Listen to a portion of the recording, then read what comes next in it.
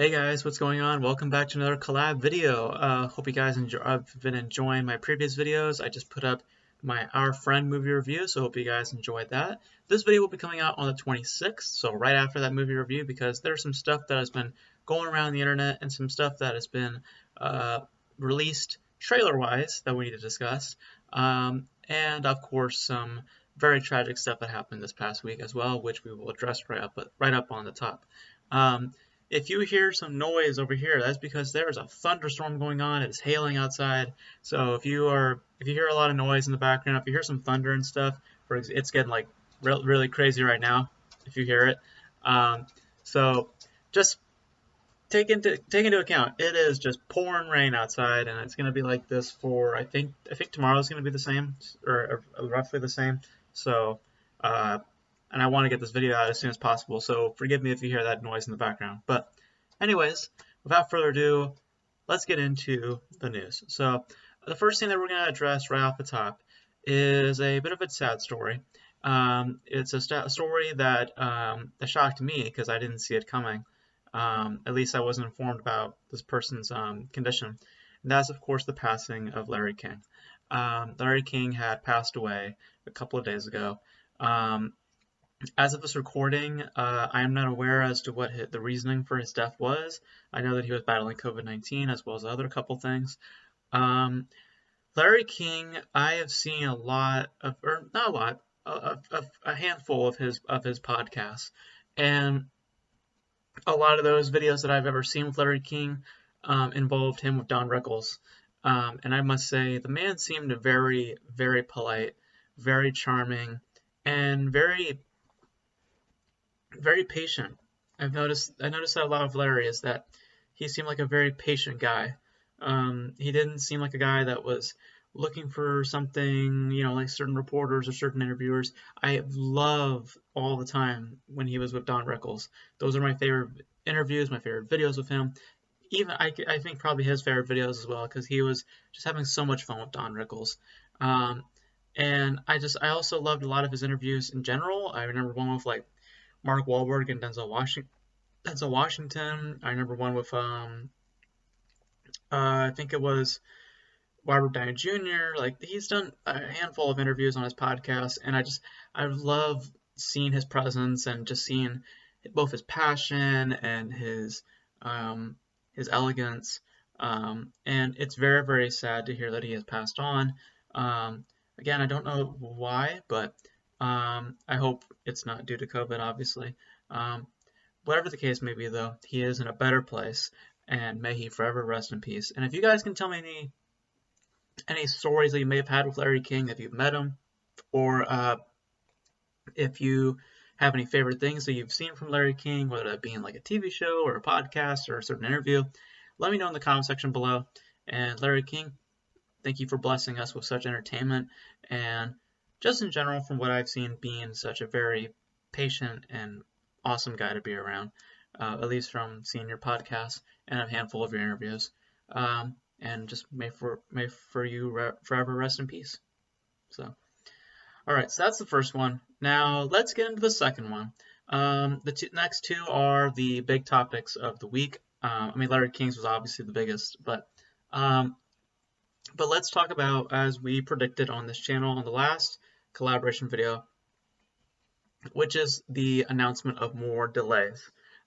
Disney and Paramount have now come out and announced more delays, particularly within the 20th Century Fox division. As we had predicted, The King's Man has officially moved. It has moved now to August 20th of 2021, and as well as a Bob's Burgers movie, which I did not know was even a thing, has been taken off the schedule. So reports have suggested, though, if you're wondering about the other Disney properties, as we addressed on this channel, I do believe that Black Widow will become a hybrid release at this point. It just seems inevitable. But reports are suggesting that Black Widow will be delayed as well, but they have not confirmed in what capacity. That just being a theatrical run, whether that being becoming a hybrid release, we're not super certain on that. As well as with Universal, they have suggested that Fast and Furious 9 will also be delayed.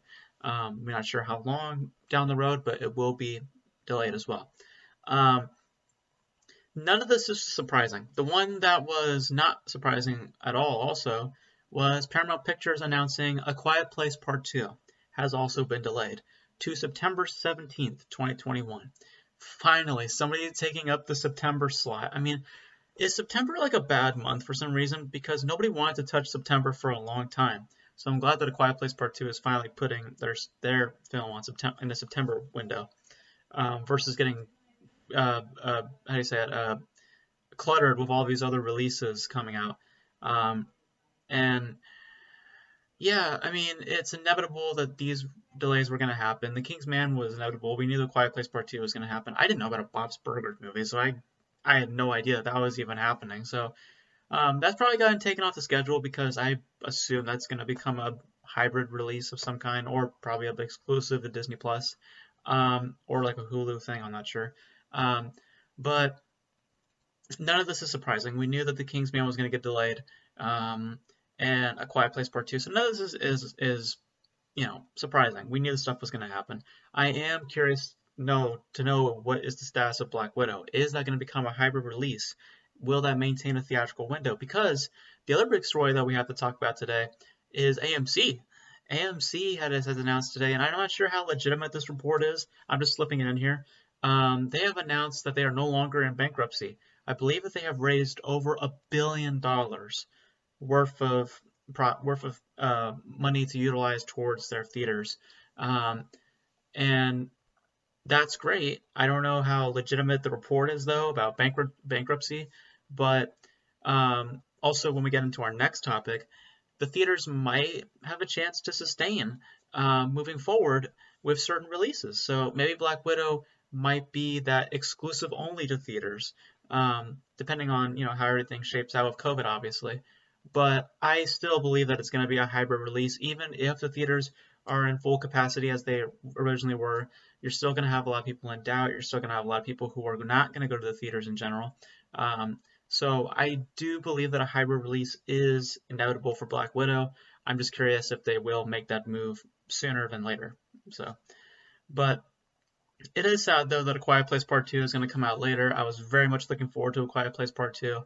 If anything, I think that was probably my most anticipated film for 2021. I am just beyond excited to see A Quiet Place Part 2. I loved the first one, so I'm excited to see the sequel. And I heard some good things coming out of the premiere when it originally premiered way back in March when COVID hit. So we'll see. Hopefully it'll meet that September release, or Paramount Plus, because Paramount has a streaming service as well. So will they do a hybrid thing there? No, they will not. For A Quiet Place Part 2. If anybody's curious about that, they will not do that for A Quiet Place Part 2. That is their moneymaker. That is the one film that they're going to release exclusively to theaters because they know that's where they're going to make all the money. Versus doing what HBO Max and WB are doing with their hybrid releases. But perhaps this may work with this next release that we're going to talk about, Godzilla vs. Kong.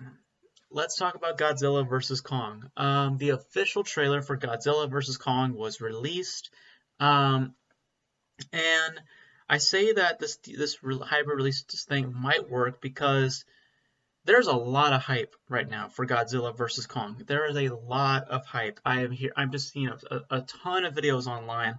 People watching this trailer over and over again. People excited, ecstatic. So maybe, just maybe, it might perform better than Wonder Woman 1984. But again, I keep saying to everybody that it might perform better.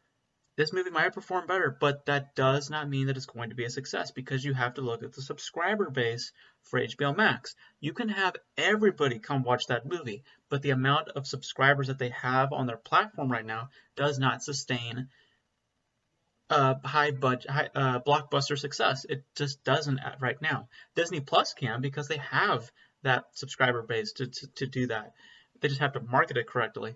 HBO Max does not have that right now. But perhaps with this trailer coming out, maybe they'll get more subscribers. Who knows? But I just think that it's a possibility, but I still don't believe that this hybrid release thing is at all a great idea. But with the hype surrounding Godzilla vs. Kong, maybe more subscribers will come. Who knows? But I don't believe that it's going to be a hit, though. I still think this is going to be a box office failure, just like Wonder Woman 1984 was. However, let's talk about the trailer though. Let's talk about the quality that we might get for Godzilla vs. Kong. Okay, so let me recap how I feel about the MonsterVerse right now, because first of all, I'm a big Godzilla fan. I love Godzilla.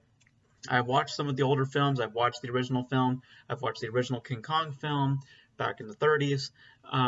And I love just talking about the monster creatures like King Ghidorah, Rodan, Mothra, I'm trying to remember that other guy's name, Mechagodzilla.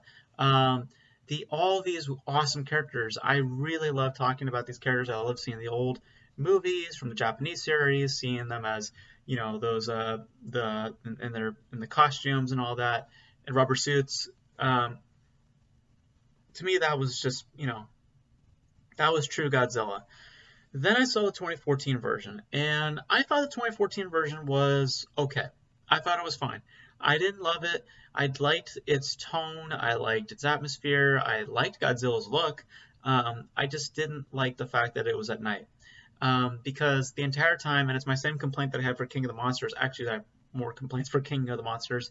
But the first Godzilla, I liked it, but I wish I could see what was going on. And also, I didn't like the fact that we kept panning away from Godzilla a lot of the times, because what we panned to was kind of a bland human story to begin with. We killed off Bryan Cranston, and I didn't like that at all. I wish we maintained Bryan Cranston because he was an intriguing human element, but then they killed him off in favor of Aaron Taylor Johnson, which was But in the end, I thought Godzilla was okay. Kong Skull Island, however, I thought was fun. I had fun with it.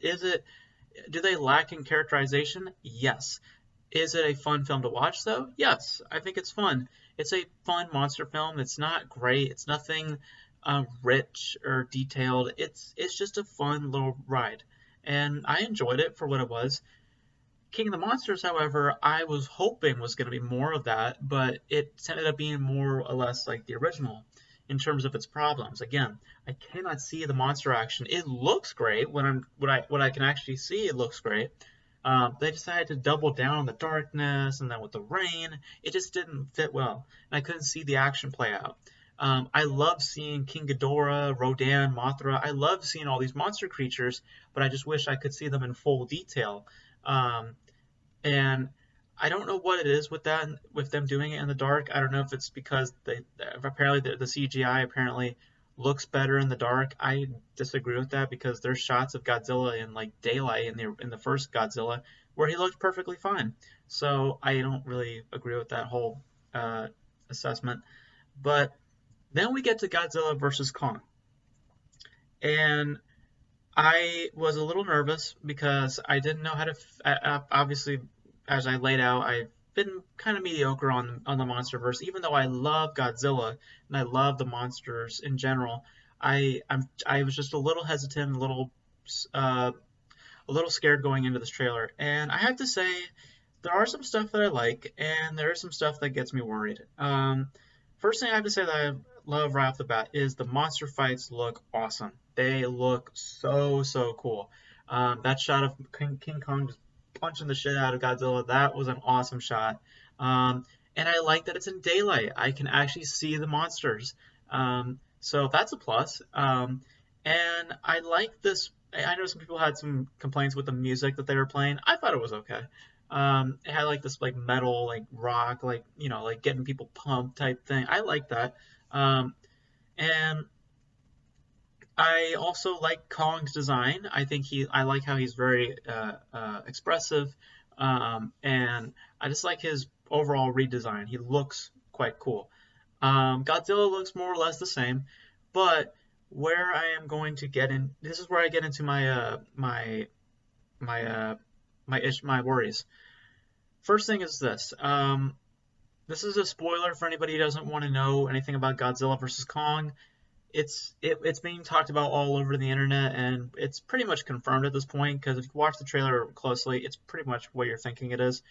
So if you don't want to watch this part, I'm going to wave my hands right now, because I'm going to talk about the spoiler. In 3, 2, 1. I don't know how to feel about Mechagodzilla being in Godzilla vs. Kong. I don't know how to feel about it. I am so excited to see Mechagodzilla. Don't get me wrong. I just don't know how to feel about him possibly being Godzilla that fights Kong. I don't really know how to feel about that. I wish there was a better motivation behind it, and hopefully there is, but there clearly is a mecha something in this movie. Either it's Mecha Ghidra or it's going to be Mecha Godzilla. Either way, there is some mecha creature that is going to be running around, and this is the foe that's going to have Godzilla and Kong come together to fight this monster. Now, there have been other theories online that Kong might win the fight between Godzilla versus Kong because right now Kong is just called Kong. And perhaps at the very end he'll be called King Kong because he is now the new ruler of the monsters. Perhaps that will be what they do. It's an interesting theory. I'm curious to know how that will play out if that was to be the case. Because the trailer does favor Kong a lot. I mean, Kong just beats the shit out of Godzilla throughout the entire trailer. Godzilla does not get a hit. So hopefully we'll see more Godzilla kicking ass in the next trailer. But this was all Kong. This was Kong's trailer. So, I mean, it's an interesting theory, but I'm leaning more towards the Mecha Godzilla theory. I'm pretty sure that this is more going to be a disguised Godzilla, and Godzilla is roaming around somewhere else, probably taking care of the other monster creatures that we saw at the end of King of the Monsters, being a proper ruler, and then he senses a disturbance. Senses a disturbance in the force. He senses a disturbance, and then he goes to check it, and then he sees it's Mecha Godzilla. Or Godzilla's son could be introduced. Who knows? There are a few directions that it can go. I just hope it's not the Mecha Godzilla one because I want this to be that real Godzilla versus King Kong. I don't want this to be Mecha Godzilla versus King Kong. I want this to be the real Godzilla and King Kong fighting. That's what I want, and hopefully that is the case. And hopefully the motivations are clear. You know, I want these monsters to be given characterizations as well, or characteristics. I don't want them to feel like they're just big monsters fighting each other. I want Godzilla to have a particular trait as well as Kong having a trait. They've established in the trailer that Kong will have some human connections, so I'm curious if Godzilla will have the same, because we did see, at least we're given hints that Godzilla has some connections to the humans. So hopefully we'll see that. But there are also some other worries that I have. One of which being the director. Adam Wingard is the director of Godzilla vs. Kong, and if you don't know what his previous credits include, one of them is Death Note. Yeah, the Willem Dafoe weird creature writing book, I'm gonna kill you movie. That's pretty bad. Yeah, I'm not sure how I feel about him taking on this movie. I don't know. But overall, though, I have to say that even though the trailer has me worried in some regards, where it needed to deliver, it delivered. And I'm excited about that. It comes out on March 26th on HBO Max and in theaters, so maybe this might do some good for HBO Max. Maybe their subscribers are building right now since the trailer has come out like less than a month, or like almost about a month out until its release, or about 2 months now. So maybe this will help it. I don't know, but yeah, I don't know. I don't know. I don't know how to feel about the potential motivations behind the fight. I don't know. I'm not really feeling that yet, and hopefully that's not the case for the trailer, or at least I'm hoping that's not the reasoning behind their fight is because it's Mechagodzilla in disguise. I don't want that to be the case. So hopefully the motivations are much more grounded and they feel a lot more sensible or attainable, I guess. And I am afraid about Adam Wingard directing this because I did not like Death Note at all. But the fights look great, the CGI looks pretty good, and I think that the environments themselves look interesting. They fought on a boat. They look like they're gonna fight in like Japan or Tokyo. And hopefully we can be able to see the creatures more, you know, because I know they're gonna fight in the dark at some point. Like at the end of the trailer, there's like Godzilla with like a axe or something, which I hope they explain that better, why he has a weapon, and he was like, you know, blocking Godzilla's blast, but it's all in the dark. So hopefully we can be able to see the creatures better if we are going to be in at dark times, in the dark. So yeah, I'm cautious about Godzilla versus Kong. I'm excited for the fight, but I'm cautious overall as a film. So we'll see. But I don't know. I don't know. I hope it's just fun. I hope it's like Kong Skull Island. More Skull Island than King of the Monsters. I hope that's the case for Godzilla versus Kong. Here's hoping. I was trying to do this. I was like, I did this, like this sort of thing. I was trying to do this, but I am just tired. Anyway, let's get into the next topic. Next topic we're going to talk about is Dennis Quaid. We have our first look at Dennis Quaid as Ronald Reagan. Now, Ronald Reagan is having a biopic. It's just called Reagan, or if you go on Wikipedia, it's called Reagan the Movie, which already sounds bad. And he looks like Dennis Quaid. He looks like himself. I mean, they couldn't even bother to put makeup on him. I mean, where's the makeup department on this? Like prosthetics, handcrafted, something. I mean, like, really? Nothing. I mean, it just looks like Dennis Quaid with a cowboy hat. So where's the makeup department on this one? Someone online said he looks more like Nixon, and they're not wrong. I mean, they have practically the same nose, so. But I question why he has absolutely zero makeup on. Maybe there's tiny bits of makeup, but nothing substantial. Because they need to put more effort, because if you look up the info on the biopic, it sounds very cheap. I mean, it's called Reagan the Movie. I mean, that should give you an indication on how cheap this might be. But yeah, it's nothing special. The first look's nothing special. I wish they added some more makeup on him, but you know, he just looks like Ronald Reagan. But I don't know what else to say beyond that. But okay, the last topic for today. This one's going to be a little bit of a controversial topic, because I read about the story this morning, and I kind of want to throw it in here because I want to hear your guys' thoughts on it. And that is about Keira Knightley.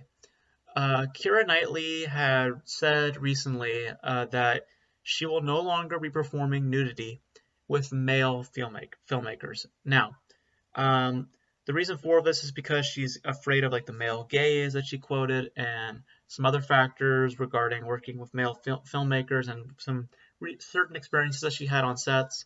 And I just want to give my 2 cents on this, because listen, it's her body. Okay, it's her body, and she can do whatever she wants. Okay, and I'm happy she's speaking her truth. Okay, I want to lay that out first, because I don't want anyone to get confused. She can do whatever the hell she wants. It's her body. She does with it what she wants. Okay, and she's allowed to, she's allowed to say no if she wants to. Okay, and again, I'm happy that she is speaking her truth. However, I do see some hypocrisy in her statements, because she won't shoot a nude scene with a male filmmaker, but she'll still shoot one with a male actor. Like, the male factor will still be there, if that's the problem. At least I think that's the problem, according to Keira Knightley. And the factor of a male actor from shooting a nude scene is far more nerve-wracking than with a filmmaker. I mean, yes, the filmmaker determines how the scene goes, but the male actor is the one touching you. He's the one like moistured up and all that. Like, that's a lot more nerve-wracking than watching the guy behind the camera. I mean, obviously, she's probably gone through a lot of other experiences that she is probably not divulging. Like, if there's certain experiences with like perverts or other instances that have happened to her, I completely understand why she wants to do this, and I'm with her, because I mean, even though I still say that there is some hypocrisy in what she's saying, let's just address nudity in film for a second, because nudity in film has always been a point of discussion, and for me at least, I think it isn't narratively significant, nor does it have a reason to exist most of the time. There has to be a motivation and an understanding behind seeing a person's body. rather for the primal appeal, because kissing is different from nudity. Okay, don't get it confused. Kissing is different from getting naked on screen. Okay, and it's just two completely different things. And I fully understand where Keira is coming from that point. And just to clarify, character-wise, like if crafting a character, primal instinct can be a reason. Primal instinct from a filmmaking perspective and not narratively significant or needed is where I understand why nudity shouldn't exist in that light. And perhaps that's what Keira is saying.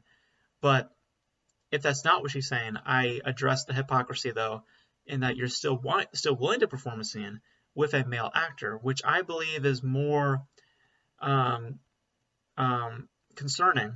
If I were to perform a scene, right, and if I were in her position and there was a male and he's getting ready for the scene with me, I would be a lot more afraid or a lot more unnerving, a lot more uncomfortable performing the scene with this guy than having to do, you get what I mean? Like, there's a difference between doing a nude scene with a male actor and then seeing the dude in charge of it. You know what I mean? I think that there's a difference. Like, for instance, I won't say how. I did a kissing scene once, and I'll tell you, I can definitely tell you that doing a kissing scene or doing anything physical with another person is a lot more nerve-wracking actor to actor than actor to filmmaker, because the filmmaker obviously tells you how you're going to do the scene, but the actor is the one who's actually going to touch you. And I think that the physical involvement is a lot more nerve-wracking than the actual direction, because no matter, you can steer that ship however it goes, when you're doing the scene, obviously. You don't have to do it to a T, obviously. You can always change things around, at least how I think. You can always maneuver it. And obviously, if you're uncomfortable, you can always speak out and say, hey, I don't feel like doing this scene. Or, we can change the scene around, making it feel more comfortable for both parties. But from somebody who has shot a kissing scene and has performed a kissing scene, I know it's again, kissing and nudity are far two completely different things, but they are both, and what they both have in common is the physical involvement. And I will tell you is that the physical involvement is a lot more nerve-wracking than the man in charge of the physical involvement, if that makes any sense, because the dude is kissing you. Okay, that's the thing I'm thinking of, is that he's about to kiss me, or he or she is about to kiss me, not who's operating the camera. You know what I'm saying? Maybe it's just because I've never been in that position before. I've never performed a sex scene before, so I can never tell you. I've never gotten nude in front of the camera, so I can never express how I would feel in that instance. So maybe once I understand, I go through that, maybe I will have a different perspective on it. But I do still hear a little hypocrisy though, just because I understand that she doesn't want to shoot a scene with a male filmmaker, because like I said, perhaps that primal instinct, again, maybe there's just a certain vibe that a male filmmaker is giving her that she doesn't like anymore, and that a female filmmaker she'll feel a lot more comfortable with. But she's still open to doing it with a male actor, which I say is more nerve-wracking than with a filmmaker, if that makes any sense. The physical involvement is the point of discussion when it comes to nudity, and also just the revealing of the body. So like I said, if there's a primal instinct behind it, I'm not for it. But if there's a narrative reason for it, like if there's a reason why the character has to act a certain way, I can understand in that capacity. But from just the shooting the scene itself, the person who is about to kiss you, I think that is going to be a lot more nerve-wracking than the guy who's shooting it. You know what I mean? Maybe again, I'm a bit conflicted the more I say it. You know, I don't know. I've never been in that position before, so I can't. I feel like I'm probably doing this story a little bit injustice because I've never been in that position before, so I probably can't give um, a real opinion on it. But I can only speak on a kissing scene. I've never done a nude scene before, so I can't express how that might feel. And again, I've never, her experiences may have been very different. So, like I said, there probably been perverts and other people that she's probably had to deal with. Um, so I, I completely understand why she did this. And again, it's her body; she can do whatever the hell she wants. Um, I just sense that there's a small hypocrisy that she won't shoot a nude scene with a male filmmaker, but she'll still do it with a male actor. But maybe that's not a hypocrisy. Maybe there's more to it that I'm not understanding.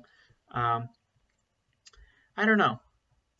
She's more than likely had experiences really that really put her in a certain mindset in terms of operating with a male filmmaker. Clearly, since she's made this announcement, um, but perhaps that doesn't translate to actors. Um, but just to reiterate, if it isn't narratively significant, I don't believe that nudity should be in there. If there is a reason for it to be there, if there's a character motivation, if there's a story purpose for it, and it's not just there just to have people get naked and have sex, I think that then there's a reason for it to have nudity. Um, but if it's just there for primal appeal, then I say why is it here? And as I said, kissing is far different from nudity. Again, I've done a kissing scene, and I can't tell you how I would feel if I did a nudity scene. So I can't really give a really concrete opinion on this. I guess I'm just telling you how I initially felt. Now saying it out loud, I'm kind of conflicted. I don't really know where I stand on the story. Because I was like, I agree with her, but there's a little bit of hypocrisy. But then the more I kept saying it out loud in front of the camera in front of you guys, the more I'm like, I mean, I've never been in that position before, so I can't really state how I would feel in that position. So, yeah, I don't know. I don't know. I'm just going in circles. Basically, what I'm saying, guys, is that I can't really give a concrete answer for the story. I would love to hear your guys' thoughts on the story. What do you guys think about Keira Knightley saying no nudity with male filmmakers? How do you guys feel about her stance on that? Um, do you guys agree that nudity in film is a necessity, or do you think that it's kind of doesn't have much narrative purpose? And do you guys think that I'm sounding crazy? You guys let me know. If I sound crazy, let me know, because I'm honestly conflicted my own self about how I feel about the story. Because I've never been in that position. I've done a kissing scene, and a kissing scene is far easier to do than a nudity scene, than to performing nude. I'm just picturing myself getting nude. Like I would probably feel a lot more uncomfortable doing that. So I I I get it. I get where she's coming from, but I've never been in that position before, so I can't really give you guys a concrete answer, because until I have been in that position with this particular story, I don't know. I don't know. I'm really thinking about it, and I don't know. I really don't know. You guys let me know, because I'm kind of going in circles with this, and I'm kind of just rethinking my whole thought process on the Keira Knightley story. But yeah, if there's no nerd purpose for it, why is it here? But if there is a purpose for it, I understand. Beyond just having two people having sex, there has to be a narrative reason for it. An actual character development, an actual motivation behind it, versus the primal appeal. So, you guys let me know if I sound crazy or not. I probably do. Um, and you guys let me know. Is there a hypocrisy to what she is saying, or do you feel more like are you guys more in line of how I'm feeling right now, and that is that no one's been through that, at least, or hell, if any of you guys have performed a nude scene. I don't know if there's any actors that watch this channel, but if there's anybody who has performed a nudity scene, a nude scene before. How do you guys feel about her comments? Because again, I've only performed a kissing scene, so I can't tell you how it feels to do a nude scene. Um, but so I can't really speak on how I feel about the Keira Knightley story, to be honest. I really can't. Um, I thought I could, but I really can't. Because I don't really agree with, kind of forget what I said earlier, because I don't really agree with what I said now, because I'm kind of in denial a little bit. I just I would like to say there is a hypocrisy, but I've never been through that, so I can't really say there is a hypocrisy to begin with unless I've been through something like that. Not saying that's an instance for all stories. Like, don't get that confused. I'm not saying you put that for all stories. I'm just saying for this one instance, thinking from it from an acting standpoint. I've never performed a nude scene, and I can just tell you based on the thought of doing a nude scene, it is a little nerve-wracking, and there are a lot of people watching you, so I can kind of get it. Um, and again, she's probably dealt with people that are being like perverts and just creeps. Like, she's been in this business for a long time, so she's probably had some encounters that she's probably not divulging to us. Um, but yeah, I'm a little bit torn on the story. So yeah, kind of forget what I said because I feel like what I said was kind of wrong, or maybe it wasn't. You guys let me know. So. Anyways, that is pretty much it for today, guys. We talked a lot about the Keira Knightley story. And you guys let me know how you guys feel about the Godzilla vs. Kong trailer, Larry King unfortunately passing away, the Disney and Paramount delays, and Ronald Reagan. Let me know all your guys' thoughts in the comment section below. And again, let me know your thoughts about the Keira Knightley story because I am super conflicted right now, and I feel more or less here. I'll put a final statement. Until I have been through that, I can't make a comment on it because I need to witness that. I want to actually experience doing a nude scene at some point. And perhaps maybe then once I do that, then I can give some comments about performing a nudity scene. I can comment, however, about nudity in film, which I've addressed, is that I think nudity in film is almost most of the time has no reason to exist. There has to be, like I said, motivations and understandings behind seeing that person's body, not just primal appeal, because that's most of the time what you're seeing is just for primal appeal. So from that, I understand and I completely support and understand where Keira is coming from. But you guys let me know how you guys feel about that story. And yeah, so that's it. That's it for this news club. Hope you guys enjoyed it. And my next video, I'm not sure what it will be. Maybe it'll be the Little Things movie review. So make sure you guys check out that review. And yeah, so that's pretty much it for this video. Hope you guys enjoyed it. And just stay safe, stay protected, stay at social distance. And I will catch you guys in the next video, whatever that may be. I think that'll be the Little Things review, possibly. If not, whatever video it may be, I'll catch you guys then. Bye.